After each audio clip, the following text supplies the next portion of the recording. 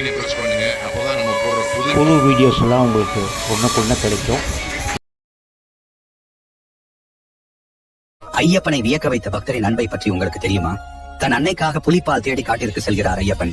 சென்ற இடத்தில் மிகவும் பசியும் களைப்பும் ஏற்படுகிறது. அப்போது அந்த காட்டில் ஒரு குடிசையை காண்கிறார் ஐயப்பன். குடிசைக்கு சென்று பார்த்ததும் ஒரு வயதான ஏழை தம்பதி இருப்பதை காண்கிறார். அவர்களிடம், தாயே, எனக்கு மிகவும் பசிக்கிறது, உணவு கிடைக்குமா என ஐயப்பன் கேட்கிறார். அந்த தம்பதியினர் தன் இல்லம் தேடி வந்தவருக்கு இல்லை என சொல்லாமல் அவர்களிடம் இருந்த சிறிதளவு கம்பு மற்றும் தானியத்தை வைத்து கம்மங்கூழ் சமைத்து ஐயப்பனுக்கு அன்புடன் அளித்தனர்.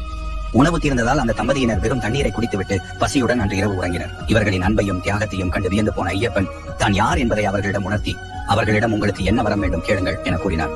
அந்த ஏழை தம்பதியினர், ஐயனே, நீங்கள் எங்கள் குடிசைக்கு வந்து உணவு அருந்திய பிறகு எங்களுக்கு என்ன வரம் வேண்டும்? எப்பொழுதும் தங்கள் மீது கொண்ட பக்தி மாறாமல் இருக்க வேண்டும் என வேண்டினார்கள்.